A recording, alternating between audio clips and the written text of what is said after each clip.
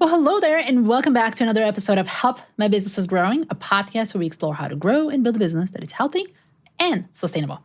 I'm your host, Kathy Svatina, a fractional CFO and a founder of the company called Newcastle Finance, a company where we say that everything that you do in your business is eventually going to end up in your finances, and to get to healthy finances is to have a healthy business. Well, the question is, how in the world do you get there?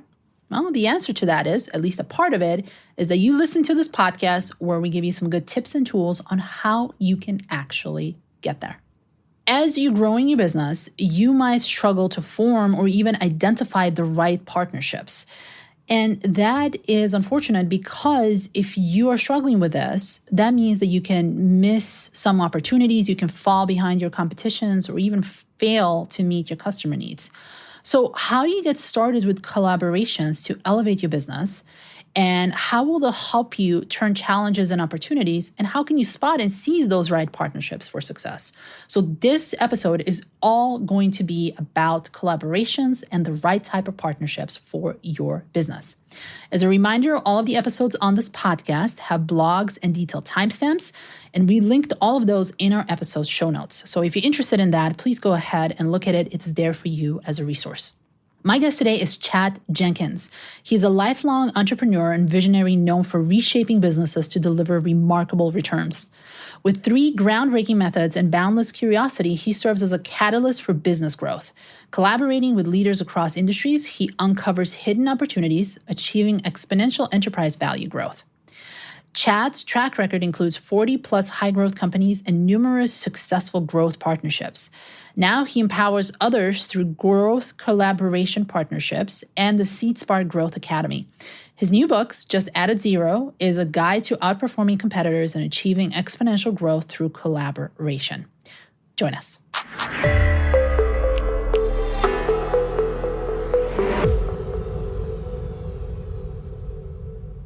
Chad, welcome to the show. Kathy, so glad to be here. Thanks for having me. Thanks so much for being here. You know, before we started recording, we talked a lot about value creation. We talked a lot about collaborations, but our listeners obviously were not on this little chat that we had. I want to start with, first of all, you wrote a book called Just Add Zero, and I want to dive into that. What do you actually mean by that? And the other thing that I want to dive into is this idea of collaboration and how do you grow a business through collaborations? So if a business or a business owner or a founder is not really familiar with those, how do I actually make this happen? Like truly, how do I make this happen? I get the idea of collaborations, but how does that actually work to create that value in the business? I want us to dive into that as well. So let's first start here with the collaborations. What do you actually mean by that? Is it collaboration with similar businesses? Is it with customers? Is it with competitors? Is it with all of the above? How does that work? The answer is yes. So it's a great question. I define collaboration as the unique value that is created from 2 or more people, places, and things, because it is that authentic and it also is that easy. But for me, as you mentioned at the very beginning and even before we started, it's all about value creation. So you were able to, in example, create value absolutely with your competitors, what you would perceive as your competitors. I don't really look at them that way because we're all very unique. Even if the sign on the door and the email signature says the title is the same, that's not 100% true. So you are able to leverage collaborations with your competitors, with your suppliers, absolutely with your clients, and with any other organization that you might come in contact with. And then my definition, I said people, places, and things. So collaboration with your business or your product or service specific to an area could be a collaboration as well. And of course, with other specific people. Great question. And you said that the competitors are not really competitors because everyone is so unique. And I do agree with that, especially in the services area, because if you have a service-based business, the way how you do business, even though you might do it similar to your competitors, is you have a different experience than your competitors. You have different values as your competitors. It's very different. So let's talk about this. If you had, for example, a product-based business, how would you not be the same as your competitors, even though you're producing basically the same widgets? Yeah, so I really appreciate you immediately distinguishing that we are all individual. I've given naming to that. I'm a big Dan Sullivan strategic coach fan and also a member.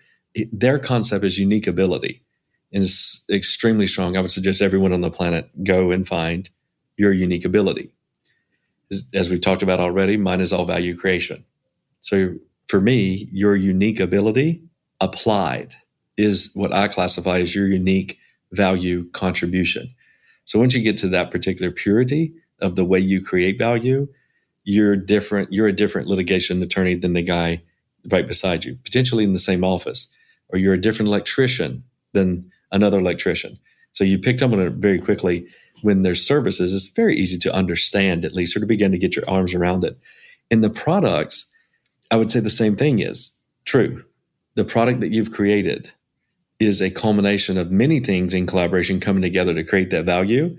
And a product with the same name, turn it over, has very similar ingredients, or it was made the same way, comes out of the same, potentially comes out of the same factory. It still has some level of uniqueness to it. And in collaboration, this is very, very important. It's all about the hero target. And when I say hero target, what I mean is who do you want your business to be a hero to? In this example with the product, it would be who do you want that product to be a hero to?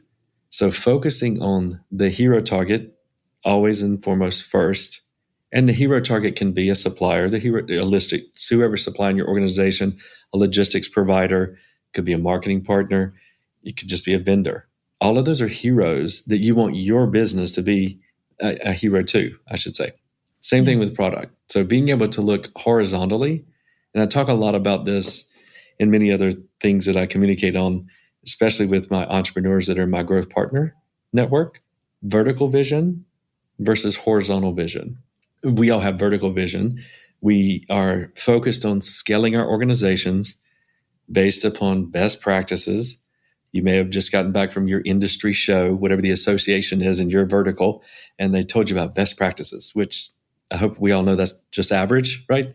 You have to have more than one to figure out what the best practices are. So we can shoot just a little bit higher, but that's what I would classify as vertical vision. And I'm not saying you can't make a good living or grow a great business, but I would say you're leaving a lot left on the field. And one way that you can begin not to leave so much on the field is to consider horizontal vision. That is an example of considering your competitors as collaborators to drive value to those that you want your business to be a hero to. But what a great question. So I want to put this in a very practical perspective because I like to talk about these concepts and exploring that with my guests and have our listeners exposed to these different ways of thinking. But I also like to bring it back to the ground, so to speak. Like we understand this, but how do we actually do this? So for example, if you're a business, let's say that you're a service provider. Let's say, for example, that you're a lawyer. And you came back from an industry event and now you have this horizontal, the vertical vision of the best practices, which I would also argue here, the best practices, if everyone else is doing that, you're already, like you said, you're just being average. And sometimes best practices are outdated. People have been doing this for 20, 30 years. Yeah, but you're constantly getting the same results. Don't you want better? Yes. So let's put that aside. Sure. But if you come back into how, as a lawyer, for example, would you come to this vertical or in this horizontal vision. Yes, thank you. The horizontal thinking. How would you do that? Yeah. So as I mentioned a little bit earlier, it all starts with the hero target. And most importantly, there's one word to remember: friction. So your hero target is experiencing friction. Your organization, your practice, we'll talk about the lawyer from a lawyer's perspective, is experiencing friction. It's running on what I classify as friction fuel. And there's three types, just like you pull up to a gas station: premium, plus, or some places in the country call it mid-grade, and then regular. Premium friction fuel is whenever you're so in tune with your hero target that you're able to forecast the frictions that they're going to begin to really feel. They're already experiencing them, but they're not complaining about them. They're not looking for solutions for them yet, but you know this is coming. That's when you're just really dialed in.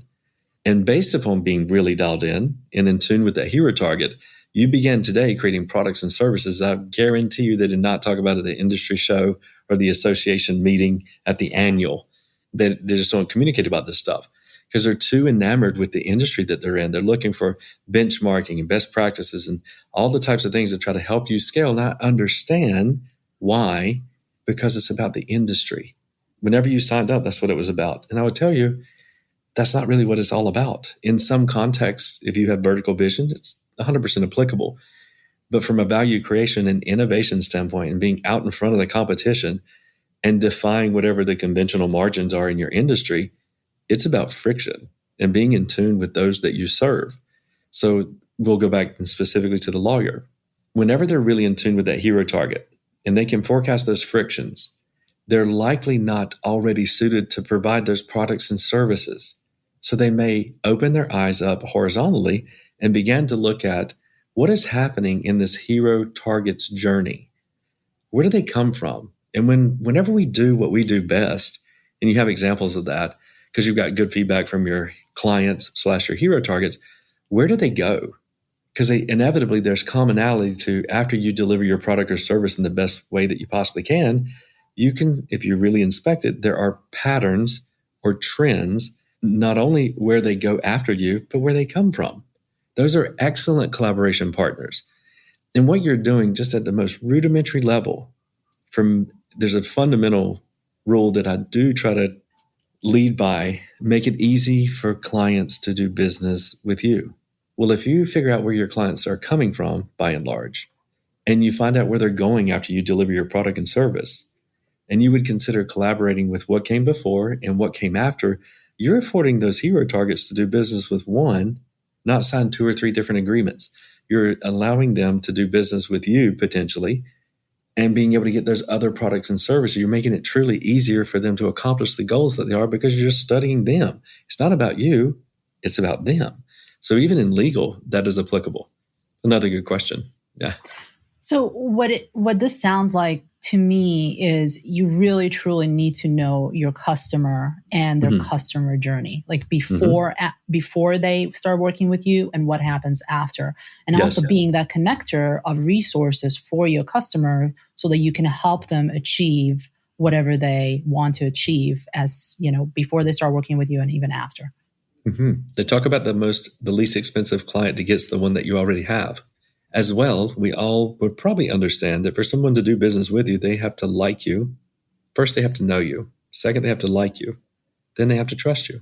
So you're leveraging that trust with whom you already have a relationship with and providing them more value before and after, just an example. And you're deepening that trust relationship. As well, in my example that I just shared with you, if you perhaps go into a collaboration with the product or service that they're engaged with before they show up at your mailbox. Pretend like your hero target is walking down the street, and at the end of your driveway is your mailbox. There's one before you and there's one after you. So as they're walking down the street, perhaps if I collaborate with what comes before and what comes after, I've just tripled my sales team. Because some clients don't stop at mailbox. They stop at the next mailbox. And the ones that stop at the previous mailbox, and I'm already educating, a lot of times, and I say that very specifically, you are educating who comes before you and who comes after you under this concept. This is, even though it's absolutely not rocket science, it's not really considered in the way you grow businesses today. And I feel like it's the lowest hanging fruit for exponential growth that exists. But by doing so, you just, as an example, tripled your sales team overnight. You're also providing a lot higher trust in those that are engaged with hero targets with that hero target because they have multiple points of accountability is what they perceive. Because if you're delivering your product or service and it's truly a referral / collaboration that came from before you, well, if they trust them and something's not going right, guess who they're calling? Depending on the relationship they would have with your business, they might not call you, they just might cancel. So by considering this strategy, not only do you make it easier for it to do business with you, you can name this, which is very paramount. I have a tool that I created some time ago called Name the Baby, on the reasoning that if you had a baby and I had one and we didn't name it, I'm not sure whose it would be, other than yours would probably have a little bit more hair than mine. So we don't do that at home. Why do we do it in our business every day? So you're creating intellectual property that's going to create competitive advantages for you In this example, you're absolutely doing it. You can even take it as far as creating a landing page for your website with this newly named combined collaboration, product or service. One landing page could go potentially on 2 other businesses' website. And what you've done for them and also for you, you just cleared the playing field for all the rest of the competition because they can offer that product or service, all with a little intentionality of focusing on who it is that we're here to serve and leveraging the art of collaboration to result in exponential growth.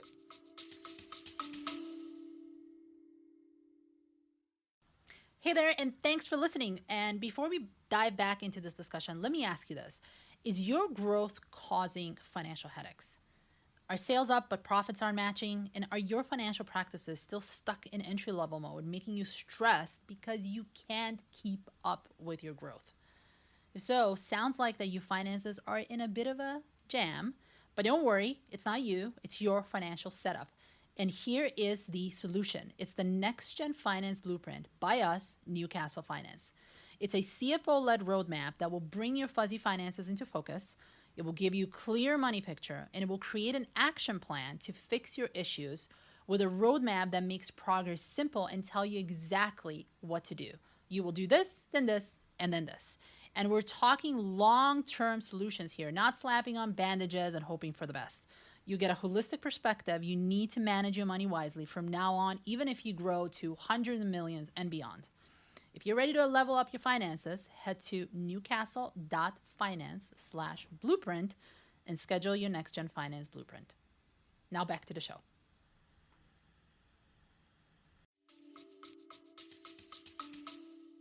So when you walk businesses through how to do this and how to implement that in their own businesses, Yes. What are some of the pitfalls or what are the most common mistakes that owners get into when they're trying to implement that in the business? They're worried about who gets paid oftentimes. That's the first thing. Oh, I've tried this before and it didn't work out very well. The other party tried to take the business or they didn't get paid. It's like, hold up, we're not doing it exactly correct. In the example that I gave, for example, the product or service that we named, they can't do it without me. I can't do it without them. If we're really on top of our game, we would own this product or service naming as intellectual property. I'm going to trademark it and put it in a different LLC, and we're going to own it collectively. So truly, they can't do it without me, and I can't do it without them. As far as the delivery of product or service to that hero target, it's the exact same that you did yesterday. You were just doing it by yourself. So they get to be them. You get to be you. Now, what will happen over a little bit of time because of the collaboration and you have this heightened awareness of how to create value for that hero target, your products and services will begin to be uplifted and increase value. But in no way, shape, form, or fashion do we have to worry about who's getting paid. You're getting paid the same thing that you did yesterday, and I am too. And so is Julie's next business that comes after both of ours, because the client is then paying one potential fee, but it's the sum of all three. Now, the good thing is it lowered our cost of goods. Right? We increased our margin because we leveraged your marketing dollars and also Miss Julie's marketing dollars in the organization afterwards. But the misconception of, oh, we've got to split the money or somebody else is going to own this, or they're just not, they haven't really thought through the art of collaboration and the way that it actually can be. But it does happen from time to time. It takes a little bit to wrap your mind around it, but it's simple in nature. As with most simple things, they're the hardest for us to get our arms around. Well, it's a different way of thinking of things too, because now you have, a collaborator versus just you on your own. Is there anything else? So the fees, obviously, anything else that you have seen to be an issue when people go into this collaboration space? There's no doubt. And one thing to be really cognizant of is the communication, which is this is not new in any form of business. It's probably not new in any entrepreneur that's listening to this. If we could just fix the communication, we'd solve a lot of these problems. So knowing that going in and making sure that you designate some liaison on both sides, on their side, on yours, and also if you do a three-way collaboration with whomever else comes after, just considering the hero's journey as they're walking down this proverbial street here in front of us, make sure that there's good communication as a point of contact with each organization so that handoff is absolutely seamless. Without that, you can run into the situation of the client's not really sure because nobody from business number one communicated to business number two that they're next up to bat. But if you take care of that, and if you consider the naming that I've spoken of earlier, these types of collaborations can be wildly successful. And when you're vetting people that you want to collaborate with, what are some of the things that you should be looking at to make sure that they're going to be good partners? I mean, one of the things that comes to mind for me would obviously be culture, because I want them to have a similar culture to myself. Also, like the philosophy around serving clients. Those are the two things that I would really look into if I were to collaborate with someone. What are your suggestions? Yeah, so a giver is important. We'll just call it for what it is. A giver, a growth mindset is required. I personally only deal with growth mindset entrepreneurs all over the planet, and there's a bunch of them. There are tons and tons more business owners who are more considered trying to save something than they are to leverage what they've been blessed with to grow bigger than they are today. So normally you can spot it really quickly because in the conversation, it'll be all I, or we, not they. So if they're not talking about the hero target and how they're advancing the way that they create value in whatever they're doing today, is probably not the best fit. Yeah, that makes sense. And I also like to do some like mini case studies on this podcast for people to really grasp the idea of how this actually works. Have you had, like, for example, a favorite business that you work with that when they came to you, they wanted to do collaborations, and through the work that you did together, and what did you actually do to get them to grow through the collaborations? Yeah, so I'll give you an example of an organization that I own, or a type that I own, and a concept that I created in collaboration that is now used in many different ones across the country. But this particular organization is in cybersecurity and managed IT. So nice recurring business, high-level team members, a lot at stake, of course, when you're dealing with people's data. And one commonality that we recognize, a friction that I've spoken of earlier. Your organization is running on one of these three types of frictions. A premium friction that was recognized is the need for cybersecurity a long time ago. The commonality between even some of that organization's clients. So they have clients that are in the insurance business. Remember, know you, like you, trust you. So these insurance organizations obviously trust us. We're managing their IT and we're responsible for their cybersecurity.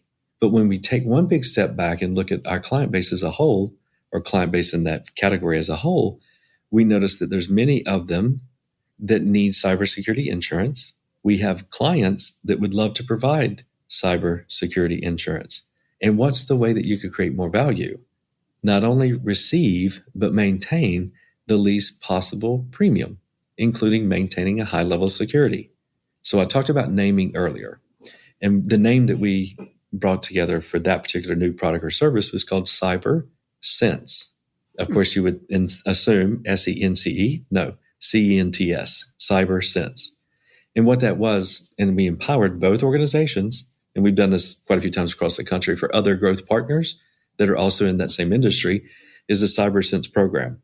So if someone is in a managed service provider's client base and they need cybersecurity insurance, we're of course going to make sure that they are already protected, that we will engage and understand what the prereq requirements are for the potential organizations they're considering getting a premium or an insurance from, and do that work on the front. By the same token, people call insurance companies every day needing cybersecurity insurance.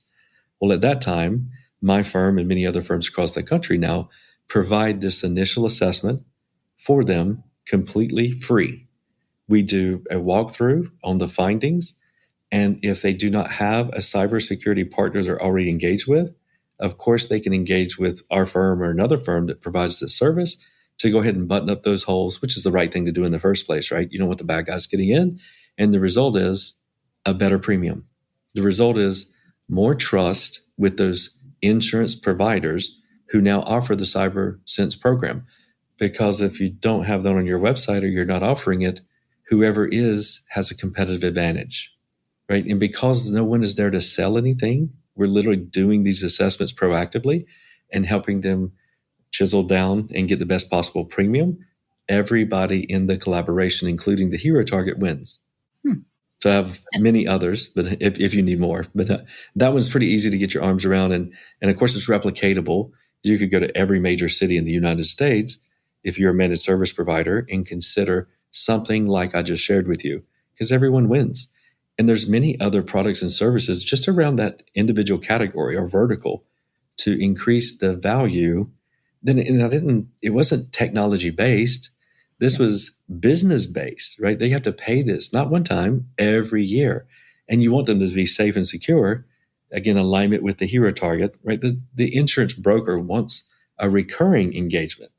Sure, they're going to make commission on the first time and less the second, the third, and the 10th year, but they're going to make way more money over the time if they continue to provide value. The managed service provider wants to provide value and keep their data safe.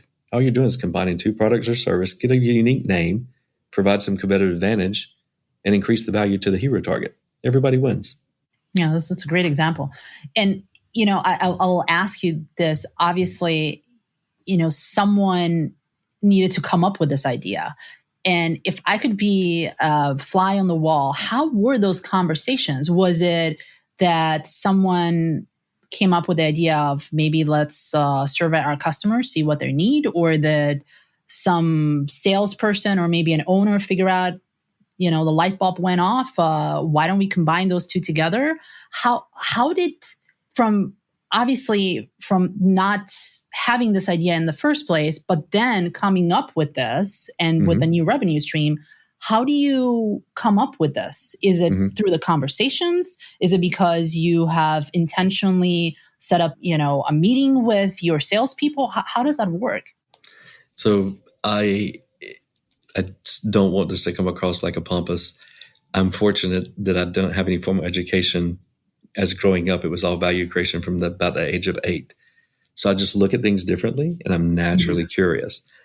And I'm never a Me Too guy.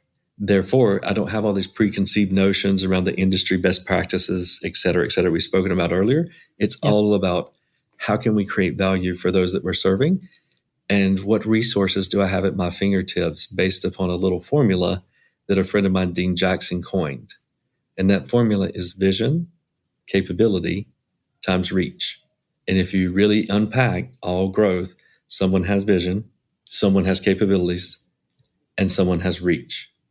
So I had been operating under this formula for a long time before I ever heard about it. So of course, when I heard about it, I'm like, oh my goodness, I need to meet that gentleman. Now we become pretty tight friends. So I'm very fortunate that is the way that my brain works. That's manifested now into my SeedSpark growth partners. We create tools that help people begin to grasp this type of a mindset and that shepherd them through the process of beginning to think this way and begin to view the world in this particular way so that they can leverage the art of collaboration. Now let's dive in. From a systematic standpoint, I mentioned earlier, watch for frictions. That's all that I did. I ran around delivering phones in one business to every type of organization you could remotely imagine or possibly imagine. Small, big, large enterprise, the largest banks, and the smallest body shop. And I was just naturally curious to see what were their cyclical patterns. They were all creating value for someone, and they were going to send them an invoice, and those people were going to return money to them. That was the fundamentals. After that, they took wildly different ways to get from point A to point B, but there's a lot of similarities in nature. So I just constantly ask questions of, why does this work? Why does it not work? Why does this work in this industry and not in that industry? Why can you have this particular posture, which is not a very nice posture, and still from the outside look like you're successful? So just constantly asking questions.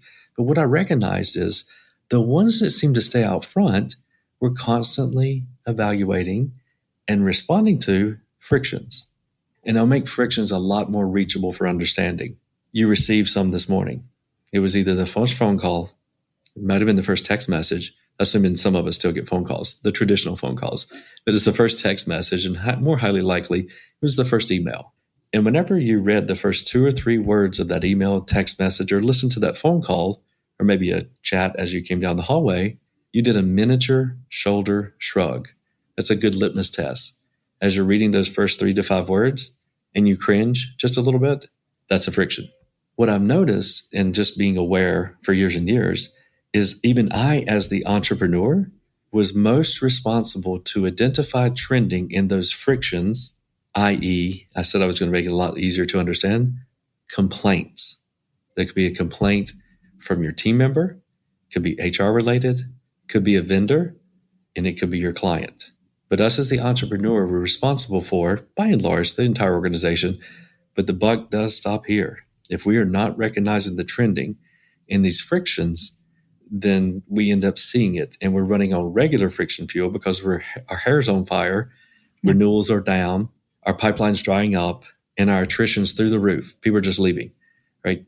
All of those, I've been able to track back after a lot of awareness and research and review. All of those, what were classified now as regular frictions, were mid-grade frictions 6 months ago.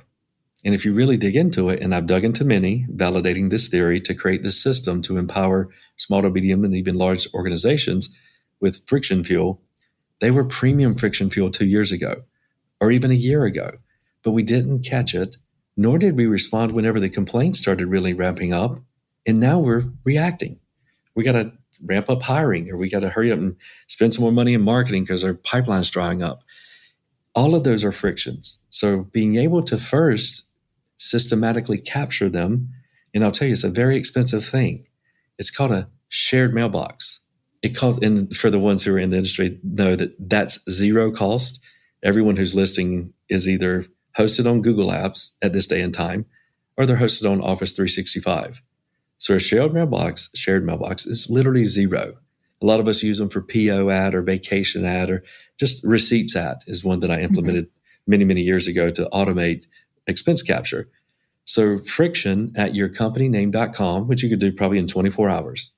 And every time, empower your organization. Every time that they receive something that, again, causes that miniature shoulder shrug, you cringe just a little bit. Forward it in. And instead of it being the entrepreneur or the manager or an operations manager or even HR, all of their responsibility to monitor and also identify trends in these frictions that our organizations are feeling right now as we talk, they're coming in. You can use a little thing that they now call Chat GPT, or the flavor of AI that you prefer. Because in that shared mailbox, you would be able to, once a week, have an administrative person go in and file export the mailbox as a CSV, drop it, upload it into Chat GPT, and ask it for the top 10 trends. And since you did it last week, you could ask that prompt. And since you've been doing it for a month, you can ask that prompt. And the last quarter, in the last 6 months, in the last year.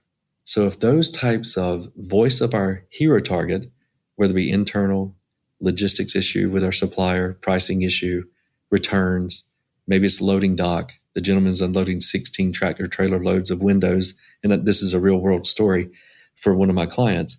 Whenever you begin to capture those systematically and they end up, I would assume a lot of us run on EOS, small to medium-sized businesses. A friend of mine, Gino Wickman, created. When those things start showing up on your IDS section of your level 10 meeting weekly versus an emotional reaction to something that happened Tuesday morning at 9:30 when the leadership meeting is starting at 10 a.m., you began to really embrace the voice of the client. We've heard that before. This is just a systematic way to do it. And that provides you with the information that you can begin to really create collaborations and ultimately create value, a lot more value for those that you serve. I really like this because in so many ways we forget about these things, and it's so important to actually document them. One of the things that I always go in, when I go into the business, and especially if they're a project-based business, like I always say, you got to do a postmortem. You got to do a postmortem. Basically, what you're doing here, you're documenting in a similar fashion, but as things are happening, so that you have that list and you can actually make a educated decision. What are we going to focus on? What should be our priority? What are our pain points? And for someone who, I'm in numbers and I love seeing trends and spotting trends, this is such a valuable exercise. And I really like this. And simple in nature, right? So I've engaged with folks that have been referred to me one day, and in 48 hours after that, they're sending me screenshots of the amount of frictions that their organization is now sending in, just their internal team. These are, as I mentioned, as you and I are talking, this is happening. And of course it's happening. There are many businesses on the planet. How can we systematically capture them? And it's not the managers or the entrepreneur in some organization's size that are responsible to kind of keep up with this. We're not capable of doing it. We're really capable of coming up with creative solutions as a response to the trending awareness that the friction fuel system implemented inside of your organization can provide you. That, like, use your brain for what God made it for, not to process data, right? We have too many tools at our fingertips now to be able to do this. You asked that question earlier, and I often reference, I do my very best to ask this question somewhat frequently, because I do come up with things like just add a zero. And just add a zero, everyone wants to add it to their revenue or their profit, of course. And that works. I'm totally fine with that. But it can be so much more powerful as a catalyst to good thinking if you put it on the front of the number. So there's another one that I use all the time as a filter. How are we in our business doing the sit-ups and our clients are getting the six-pack? If we're not doing that, somebody will come along and eat your lunch. And they can leverage collaboration, the art of collaboration, to do that if you're asleep at the wheel.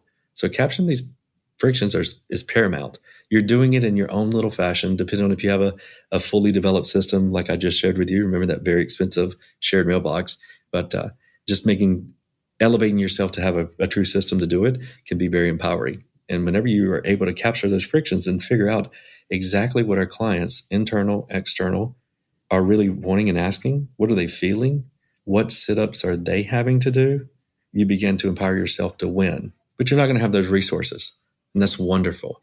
Then you can leverage the art of collaboration, because there's those that are out there, likely when they combine with your product or service, can do those sit-ups for your clients, and you don't have to expand or go higher or write SOPs. You can hit the ground running within a matter of a couple of weeks, sometimes in a matter of a couple of days. I love that. That's a great coming back 360 of, how do we come from those moments where it's really, annoying and these problems are popping up, but you don't have to solve them yourself. You don't have to solve them as a business. There are people out there that solve that specific exact problem. You just got to find them and partner with them. That's such a great thing. Yeah, we may not have time today, but small to medium-sized business owners so often are doing and running the organization based upon bank balance. And the first thing they would say is, oh, we can't do that. I was like, yeah, you're right. Maybe. But you might consider the art of future money and collaboration to create this additional value. Because if you're being the visionary, and this is absolutely your responsibility and your duty to be able to see a bigger future for those that you're serving and for those that you're also serving internally. As that visionary, if you can quantify leveraging your finance department or person to understand if we could collaborate with someone to create this bigger outcome, it's going to grow our business by X. Well, whenever it grows your business by X, you know what your margin is. And it's probably going to be more improved than it is currently. Mm-hmm. How much of that new future money would you share, this new margin, would you share with the best possible person on the planet to help you create that outcome? This is a budget that every one of us have at our disposable fingertips, but it's often not considered. And it's through the art of collaboration you can begin to leverage and receive this big impact to your business and begin to work off future money budgets. There's a lot more to unpacking that one, but at a very high level, I'm hoping entrepreneurs should, I would assume, very easily get that. They're able to see the future. They know if they just could get this one right marketing partner, that's the low-hanging fruit for being able to get your arms around it. If you could just get the right marketing partner to create X amount of leads, you could close them with your current staff. Not leveraging the art of collaboration, and specifically that with future money. Because if I own a digital marketing firm as well, if someone would come to me and say, if you can create these leads, I would be happy to split the new profit with you 50-50 or whatever the percentage might be.